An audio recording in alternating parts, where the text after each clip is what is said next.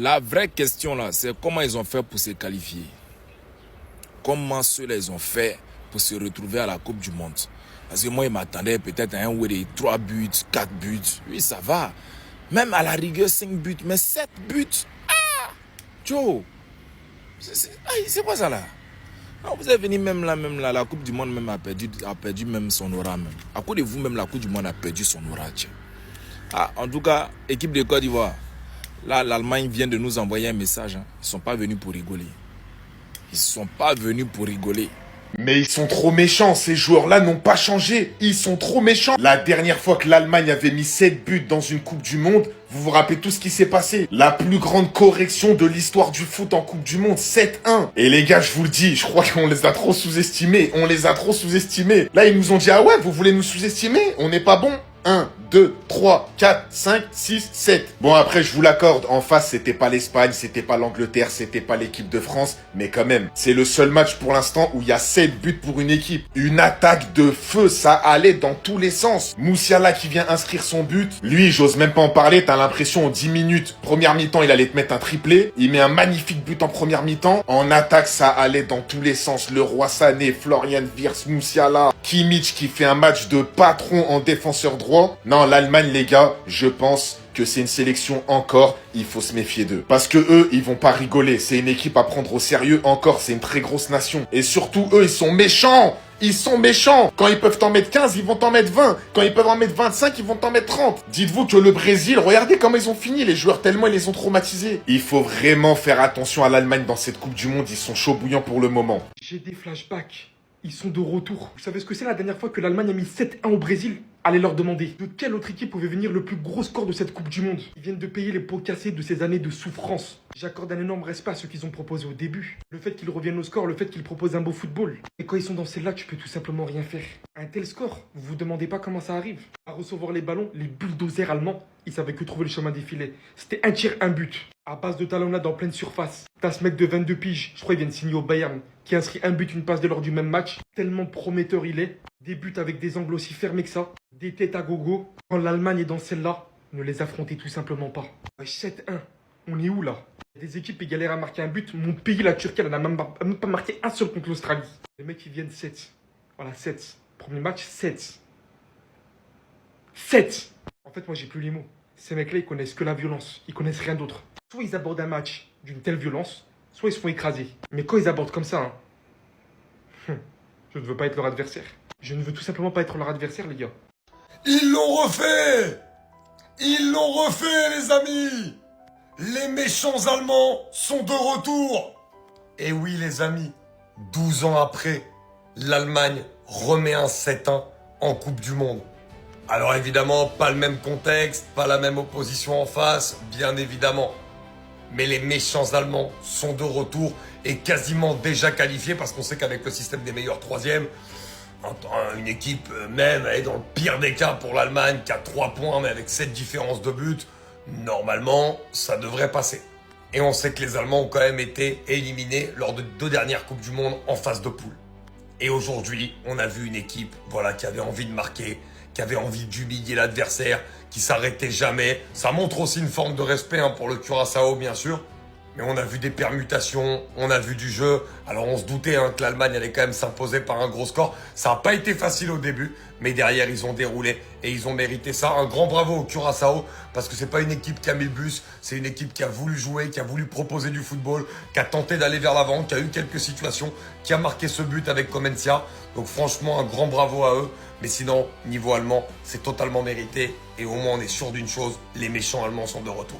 La mentalité allemande, c'est vraiment pas des blagues, c'est barbare. Ils t'ont envoyé un 7-1 en match d'ouverture face à Curaçao. Petite nation, la plus petite de l'histoire de la Coupe du Monde. Pas de peine, pas de pitié. Rendez-vous compte, Curaçao, c'est 160 000 habitants, l'Allemagne 84 000. On voit la comparaison avec Sainte-Lucie. C'est vraiment un exploit de voir Curaçao dans ce tournoi. Évidemment, les 48 équipes, bien sûr. Donc, je vais remarquer, il y a encore un plus gros espoir. Et très honnêtement, on a fait assister à un record. Le 7-1, c'est pas le plus gros score à la Coupe du Monde. C'était 10-1 avec la Hongrie, je crois, contre la Suisse à l'époque. On n'était pas grand chose d'assister à un record. On a bien assisté, par contre, au final, à une Allemagne qui On voit un 7-1 contre Curaçao, remake de 2014, 7-1 contre le Brésil, bon, dans des configurations nettement différentes, avec un enjeu nettement différent. Mais ok, tu te dis ok, t'as quasiment que des buteurs nouveaux à chaque but, donc tu peux te dire cette Allemagne-là, faut toujours tempérer bien sûr le niveau de Curaçao, mais en tout cas, quand tu commences comme ça dans cette compétition-là, peu importe l'adversaire, ça reste la Coupe du Monde, tu rentres de la meilleure des manières dans ton groupe. Évidemment qu'il n'y avait pas match, aussi bien en première mi-temps, mais surtout en deuxième mi-temps, parce que Curaçao met ce but en première mi-temps, ils égalisent carrément. Donc tu te dis, ok, ils jouent avec leurs armes, avec leurs qualités, ils renient pas leurs principes. Évidemment, face à l'Allemagne, on roule au compresseur, sans peine, sans pitié, avec beaucoup de justesse, de technicité, un gros banc, beaucoup plus de consistance, des joueurs qui évoluent évidemment à un plus gros niveau, avec plus de repères collectifs aussi. Donc évidemment que le doute, avec ce score-là, il n'y avait pas de doute. C'est clair que pour le goal average, c'est très bon, dans un groupe très très relevé, avec la Côte d'Ivoire et l'Équateur. Ils prennent l'avantage de ce groupe-là de la meilleure des manières. Mentalement, surtout, ils se mettent dans une bonne disposition. Donc l'Allemagne frappe un grand coup. Ce n'est que Curaçao en face. On verra s'ils vont confirmer contre la Côte d'Ivoire et puis contre l'Équateur. Parce que franchement, après ce match-là, ils arriveront en pleine confiance. Même individuellement, tu as un Havertz qui met doublé aujourd'hui, qui est le meilleur buteur de la Coupe du Monde. Brown qui met son but, qui est très intéressant sur le côté. Même Schlotterbeck, un méchant dans le cœur du jeu. L'Allemagne est très très forte. Aïe, ça fait mal. Quand les Allemands appliquent la mentalité allemande, bah voilà ce que ça donne. Tout de même, bravo aux Curaçao d'avoir marqué leur premier but de leur histoire en Coupe du Monde face à Manuel Neuer, quand même le plus grand gardien de l'histoire. Mais voilà, aucune surprise. Moi, j'avais entendu des humains me dire que ouais, Curaçao, ils vont pas repartir avec 0 points, etc. Les gars, quand même, on parle quand même de l'Allemagne face au Curaçao. C'était un peu évident. Mais vous, je vous vois dans les commentaires. Vous allez me rappeler le score par rapport à un ancien match. Je vous le dis, je vous répondrai même pas. Et tous ceux qui mettent ce commentaire, je vous emmerde. Voilà, comme ça c'est dit. L'Allemagne s'est baladée. Musiala qui a marqué, donc je suis content parce que c'est un de mes joueurs préférés. Havertz, chirurgical devant les cages, rien à dire. Il a marqué son penalty. Kimmich, match incroyable. Sané, c'est toujours un luxe de merde. Mais voilà, franchement, l'Allemagne, logique. Ils vont... Franchement, avec la différence de but, je pense qu'ils vont finir premier du groupe. Après, attention, avec la Côte d'Ivoire, on sait jamais. Mais bon, là, l'Allemagne, ils ont l'air vraiment méchants, quoi. Il va faire trembler le mondial 2026. Le Jamal Musiala que j'y vais aujourd'hui, je l'avais pas vu depuis longtemps. Alors oui, c'était pas parfait, mais à sa manière de bouger, j'ai compris. Sa gestuelle, ses dribbles, l'intensité dégagée en fait. Ce mec-là, petit à petit, il est en train de tout reprendre. Et s'il revient à 100%, il sera capable de porter cette sélection allemande. Aujourd'hui, en plus d'avoir été le joueur qui a réussi le plus de dribbles sur le match, 4 dribbles réussis, il va marquer son premier but sur un mondial. Et bien évidemment, qui d'autre pour le servir que Joachim Kimmich, connexion bavaroise, appel en profondeur. Directement, il le voit, il le sert. Et derrière la finition, elle est clinique. Après, aujourd'hui, on va quand même rendre à César ce qui appartient à César. Félix Mecha, il nous l'a fait comprendre avec sa célébration. Couronne sur la tête. En fait, ce mec-là, qu'est-ce qu'il faut encore à Dortmund? Libérez-le, ça fait un moment que je vous le dis. Il peut vraiment se hisser parmi les meilleurs milieux au monde. Il a cette qualité-là, balle au pied, même physiquement, très très fort. Et aujourd'hui, franchement, pour moi, c'est mon homme du match. C'est lui qui vient ouvrir le score sur une superbe frappe, entrée de surface, petit filet, imparable. Le gardien, en fait, il était cloué au sol. Et même sur l'ensemble du match, il a dominé le milieu de terrain très très juste techniquement. Et même derrière, c'est lui qui va permettre à l'Allemagne de faire le break juste avant la mi-temps en obtenant le penalty que Kai Havertz va transformer. En tout cas, malgré le score, Curaçao n'a pas à rougir de sa performance. Ils ont réussi à mettre un but à cette équipe de l'Allemagne, leur premier but en mondial. Respect. Et côté Allemagne, voilà, ils ont su gérer leur match. J'ai dit que je les voyais flop cette Coupe du Monde, mais finalement peut-être pas parce que des individualités comme Musiala, comme Wirtz qui se réveillent, ça peut faire très très mal. Le seul maillon faible en fait côté Allemagne, c'est ce mec derrière moi, ce Laeskin en fait. T'as l'impression qu'il joue à moins avec ce mec-là. Il est tellement faible, je vous jure, c'est affligeant. J'espère qu'il va pouvoir hausser son niveau de jeu ou alors que Nagelsmann va avoir la clairvoyance de foot sur le banc. À tous ceux qui vont dire que cette image derrière moi, l'égalisation du Curaçao, c'est ce qu'on va retenir dans l'histoire, j'ai une seule chose à vous répondre. Tout simplement non. Score de 7-1. Premier match de l'Allemagne dans cette Coupe du Monde. Et 7-1, on sait qu'ils l'ont déjà fait face à une autre équipe. J'ai même pas besoin de vous dire qui. Je vous laisse répondre en commentaire. Maintenant, j'aurais aimé. Et je trouve qu'ils ont quand même bien joué, paradoxalement, au score final de ce match. Mais j'ai une question. J'ai une question existentielle pour vous. Comment l'arbitre met 5 minutes de temps d'arrêt de jeu, de temps additionnel, alors que le score, il est déjà énorme, il est déjà catastrophique. Il n'y a que l'Allemagne pour faire une humiliation d'une humiliation d'une humiliation. Et à ce moment-là, j'ai tellement mal au cœur. Parce que je sais, les gars, c'est quasi impossible que le Curaçao face à l'Allemagne crée crée l'exploit. Je dis quasi impossible, mais tout peut arriver dans le football. Maintenant, j'y croyais pas. Et lui, il vient pour venir. Non pas mettre fin à l'espoir, parce qu'il y a déjà 6-1 à ce moment-là, mais en remettre une couche. Honnêtement, l'Allemagne, est-ce qu'il y avait besoin de le faire? On est dans le tout premier match, vous les avez vos 3 points.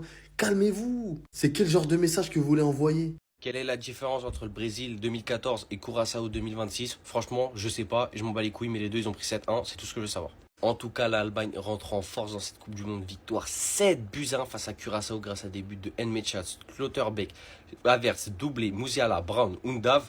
Et c'est Comencia qui a marqué pour le Curaçao, là, Curaçao, bref, je sais même pas comment ça s'appelle ce pays de ouf là. Grosse entrée de Denis Undav et franchement gros match aussi de Florian Wirtz. Voilà, déjà lui, pas de but, mais dans les passes D, il était là. Les pré-assists aussi, beaucoup de pré-assists. Non, franchement, les gars, l'Allemagne, ça va être du très sérieux dans cette Coupe du Monde. Mais il fallait toujours qu'il y ait un Allemand de merde dans l'histoire. Et cet Allemand de merde, c'est qui dans l'histoire? C'est toujours Leroy Sané. Quel match horrible. Voilà, il rate encore 4 occasions devant la cage. C'est cataclysmique le niveau de ce mec. Et surtout, on va parler de l'exploit du but de Curaçao. Franchement, et surtout quel but. Et même la pause fraîcheur, j'ai envie de vous dire, elle les a un petit peu niés parce qu'ils étaient pas trop mal dans le match à ce moment-là. Mais bon, il faut quand même remercier Manuel Neuer qui a laissé passer le but. Parce que franchement, Manuel Neuer, ce soir, t'as eu une chose à faire et tu l'as pas fait. Eh les gars, vous savez c'est quoi le pire avec lui? C'est que regardez sa dégaine. Et regardez même sa dégaine sur le terrain. Même sa démarche, tout. En fait, il joue comme s'il avait remporté 8 ballons d'or dans sa carrière. Comme si c'était le meilleur joueur de l'histoire. Il joue comme s'il avait de l'aura. Mais sur le terrain, qu'est-ce qu'il est nul. Mais genre vraiment, il pue la merde. Genre c'est hard. Ça fait 1 an que ma vie, ça se passe bien depuis qu'il a quitté mon club. Enfin bref, faut parler du match et des choses qui m'ont fait plaisir. Parce que ce mec-là, c'est tout sauf du plaisir. Jamal Musiala buteur les gars, et ça me fait plaisir, surtout quand j'ai vu son sourire après le but. Vraiment c'est incroyable parce que quand on sait la situation dans laquelle il était avant sa blessure, où c'était lui le leader technique de l'Allemagne, et après sa blessure on ne savait même pas s'il allait jouer la Coupe du Monde, suite à des propos d'Oliver Kahn. Premier match, même si c'est le Curaçao en face, marqué pour sa confiance, ça fait plaisir. Physiquement j'espère qu'il se sent bien, j'espère qu'il n'y a pas de galère, il est sorti là. Et voilà, je pense que c'était pour précaution, il y avait déjà 4-1. La future recrue du Bayern, Nathaniel Brown, très gros match. Pour moi, il doit être titulaire toute la compétition à la place de Rome. Aujourd'hui, c'est un but, une passe D. Et quand il monte vers l'avant, les gars, il fait vraiment mal. Au passage aussi, très bon match de Nmecha. Surtout sa première mi-temps, il a été énorme. Pour moi, c'était le meilleur Allemand en première mi-temps. Je vous dis la vérité, hein, il doit jamais rester à Dortmund cet été. Il doit vraiment bouger dans un autre club parce qu'il doit viser plus haut.